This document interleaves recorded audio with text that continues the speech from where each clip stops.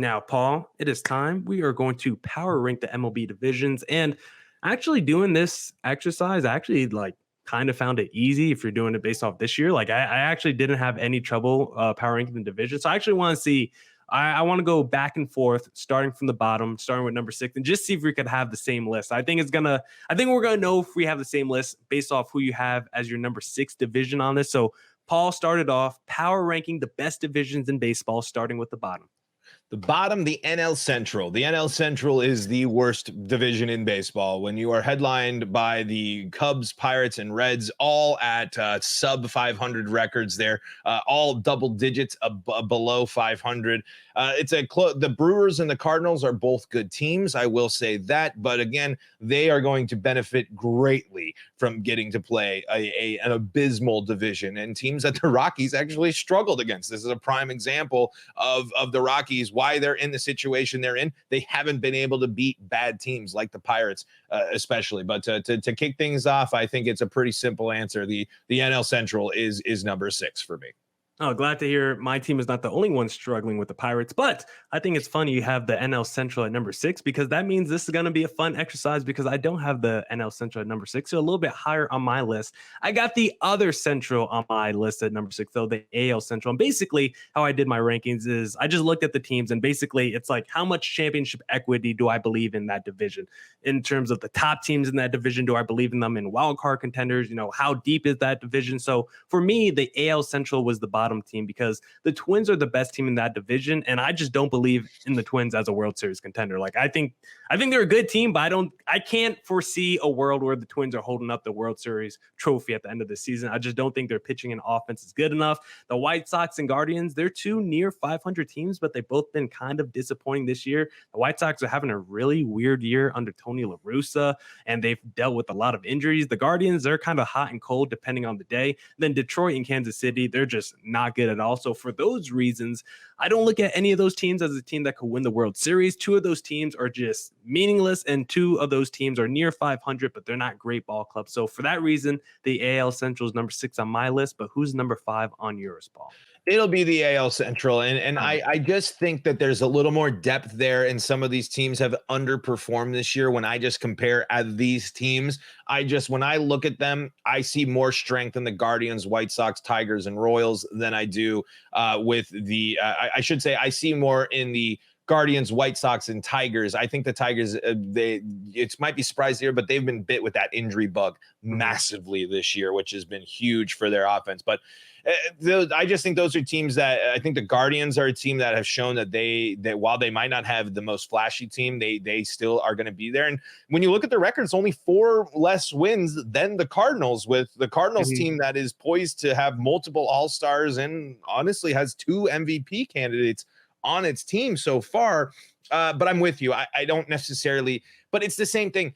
The Cardinals have the history, sure, but none of the teams, and until the Brewers get past the DS, the division series, until they, and they're not playing the Rockies and sweeping them away and stuff like that, I'll believe it when I see it. Same with the Cardinals at this point. They got a lot of stuff, but they also haven't necessarily dominated, and they got to go through. I think there's a lot of tough NL teams that you got to go through. Whereas the Twins, depending on a matchup, depending on some stuff, they could go deeper than you might think. And is that based solely on skill?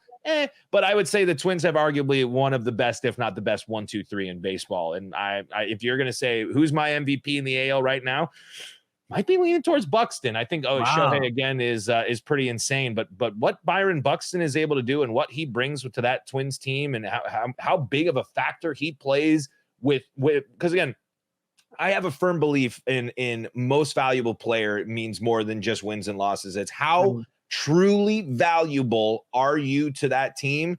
And boy, the Twins are a completely different team when Byron Buxton is in that lineup. For sure. Buxton's been huge for that team, but number 1 in MVP, Judge, he's been pretty good. And Shohei, that's true, I think, Judge too. But again, are we really going to negate Shohei being great again on a team? Like how many? I mean, it just is going to have to turn into the Shohei Award. But again, is Judge is such a big factor too. But again, it's when I look at 162, I feel like Buxton, if healthy, could finish with the better full season, whereas Judge might hit some of those slumps. But Judge is also like, I'm in that contract year and I'm paying for the biggest bucks that anyone's ever seen. So I'm trying to keep hitting balls to the moon as long as possible. Man, you know where Judge would be good? Maybe in Coors Field next to Chris Bryant. I tell you, when people were saying, I dove in and I said, and we were kind of like, what would be the one crazy thing? I would say the Rockies clear everything in this offseason, go after Judge. Because that would be bonkers in terms of what you can be doing, because you already got the Bryant money committed. Like, I mean, if you can clear it up, it could be something wild. Obviously, it's not going to happen. I think really the only place that can afford it is the Yankees. But hey, maybe Montfort backs up the Mack truck to Judge, because I mean, he's going to be listening to play. He's going to go like you said, he's going to go where the money is, and it's not. He's played in the Bronx this whole time. Does he really need? Does he need to be a Yankee forever? Does he need to deal with being a Yankee in New York the whole time? I don't think so. He'd be happy to go launch nukes for someone else and be perfectly fine with making a huge chunk of change there. Yeah, if you offer Judge $250, I think he's heavily considering leaving the Yankees for the Rockies. It's not like the Yankees have been they've won a lot of games, but it's not like they've been on the precipice of a World Series ring. Like, they've been close, but they've also faltered. I mean, this is the closest they've been in the Judge. I would say this is the team that you finally say the Yankees have a chance to go out there and do it, and it's headlined by Judge, and which is the impressive part there. Judge came into a contract year, and he's doing exactly what he needs to do and more. For what the doubters are silent there for Aaron Judge. I would trust me, if the Rockies, if there is any possibility that could happen, that would be massive for the Colorado Rockies. Yeah, and real quick on Shohei Ohtani, like you said, he just automatically, if he's playing like this, has to be at least top 2 in MVP. Like, automatically at least top 2. And he's at number 2, because if someone's playing phenomenally better than him, then you could give that guy the MVP award. But at worst, he should be the bare minimum number 2 finalist every single season.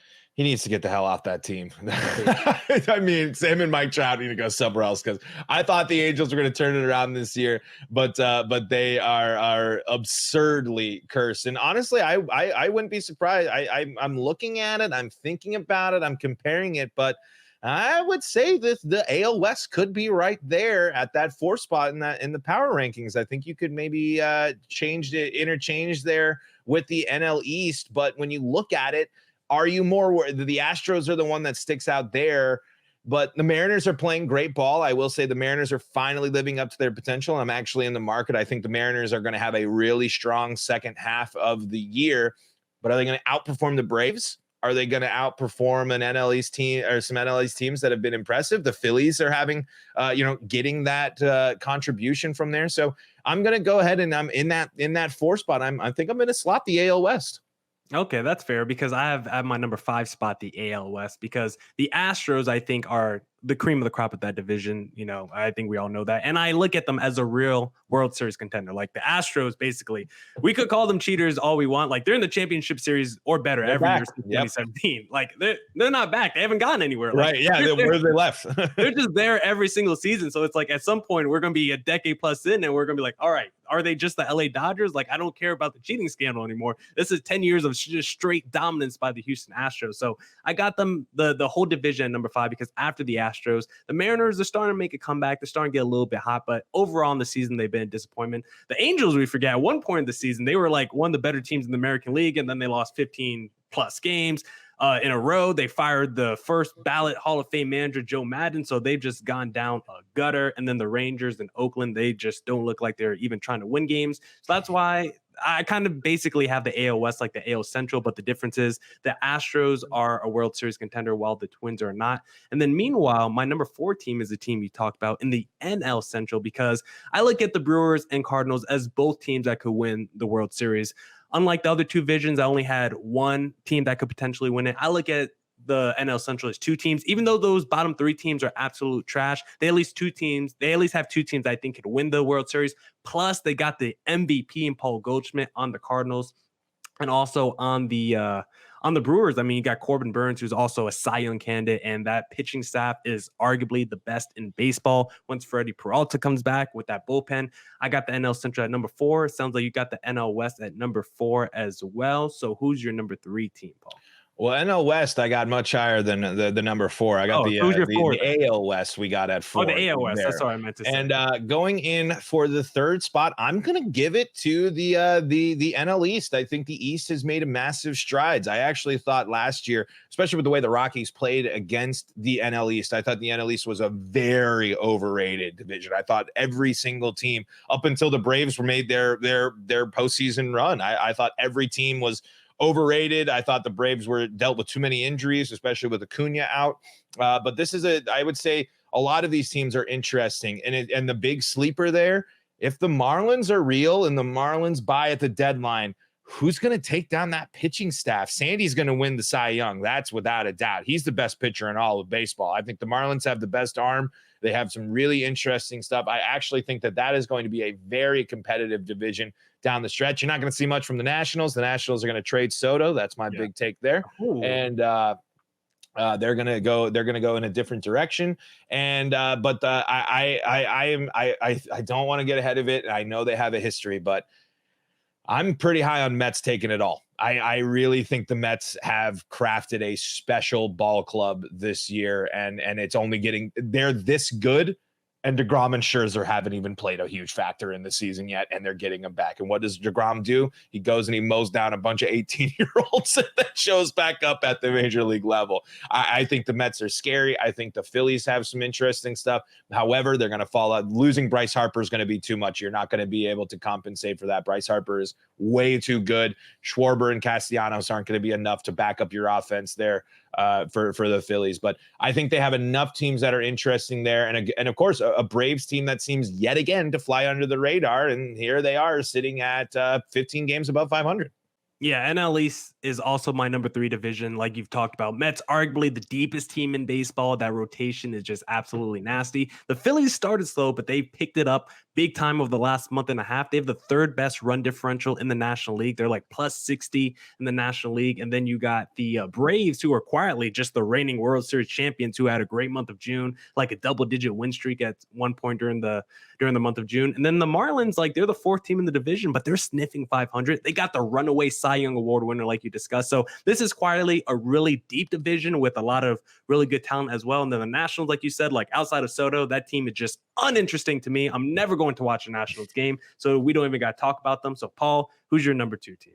The AL East is number 2, and it comes. I thought this was going to be the best division in baseball, but there's been some underperformance on some stuff. I think the records might not indicate that, and especially when you compare it to some of the teams in the National League West. But I truly, deep down, believe that the National League West contains the best talent in all of baseball. I think the AL East has some very interesting stuff. And again, I'm looking at records, and and a lot of people might look at my comparison like, that's kind of crazy. That's kind of crazy. But head to head, when I compare teams across, I'm taking most of the NL West, who's my number 1. I'll just spoil it now. I think the NL West is the best division in baseball, as it's been for a bit.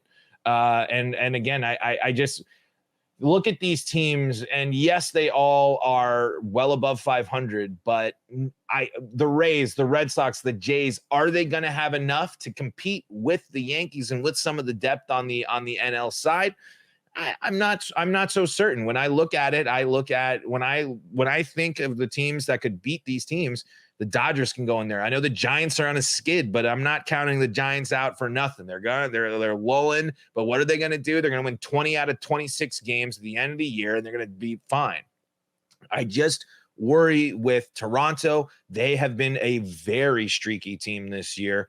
And can the Red Sox overcome some of their struggles, which includes runners in scoring position, but they get the benefit of the doubt from playing from some wacky stadiums over there. But I got the AL East at 2. I got the NL West at 1, because I think the Dodgers, the Padres, the Giants, and the Diamondbacks and the Rockies are all formidable teams. I just don't think anybody of them are going to roll over, but you can't sit there and say, wow, look at this AL West and not think that, or the AL East, and not think that they're the best, especially when the worst team, the only team below 500 is the Orioles. And for Orioles standards, 39-44, far from bad. Yeah, and that's why I'm like, I'm calling you crazy, Paul. I think the AL East is easily the best division because you got the Yankees, the best team in baseball in that division, better run differential than the Dodgers, who are also phenomenal, I will add. But the Red Sox, they are crazy talented. They started slow, but they are officially hot. And they got their two best pitchers coming back off injury in Nate Eovaldi and Chris Sale. So they've been this good without their two frontline starters. I know the Blue Jays are streaky, but I just look at that team on paper. They're so damn talented. Like, they're the third team in that division. I compare them to the third team in the NL West. Like, I just look on paper. I don't think the Giants and Blue Jays stack up at all when it comes to talent. And you might say the Giants are going to come back, but I feel like this is them regressing to the mean. It felt like they got every break last year, every lucky thing. And then they lost a lot of talent. They lost Chris Bryant to you guys. They lost the heartbeat of that team and Buster Posey. They also lost Kevin Gausman. They replaced him with Rodon. But I think when I look at the division side by side, I just think there's so much more talent. Like, the Rays is the fourth team who just win 95 games like a machine every single season. Like the Orioles you talked about, they have a better record than both our teams, Paul. Like, they're the last place team in the AL East, and they're better than both our teams who are fourth and fifth. So for that reason, I got the AL East over the NL West. But I know you got a heart out. I know you got to leave pretty soon. So, Paul, I appreciate you hopping on today. Any last thoughts, or where can the people find you? They probably need to know that. Where can they find you on social media, Paul? You can find me at Paul Holden 33. You can find at LO Rockies for the show on Twitter. Subscribe to Locked On Rockies on YouTube, and Battle for the Basement sure will be fun. But I think you're right, Millard. I think you've convinced me. I'll take the AL East. I'll change my power rankings off of that for you. You got the convincing argument, but hit that subscribe button. Support your favorite Locked On host, Millard, and myself there by subscribing to our YouTube channels, Locked On D-backs and Locked On Rockies there. Yeah, thanks, Paul, for hopping on today. Thanks for doing this little crossover. I'll let you go because I know you got trivia night tonight, so I'll let you hit that. Thanks, Paul, for hopping on. All right, that's it for this edition of the Locked On Diamondbacks podcast. Come back tomorrow for more Diamondbacks news coverage and insight. As always, thank you to Paul Holden of Locked On Rockies for hopping on the pod. Come back tomorrow for more Diamondbacks news coverage and insight. Or I guess at the time of you guys listening, it will be Friday. So come back next week for more Diamondbacks news coverage and insight. And as always, stay safe and stay healthy. Deuces.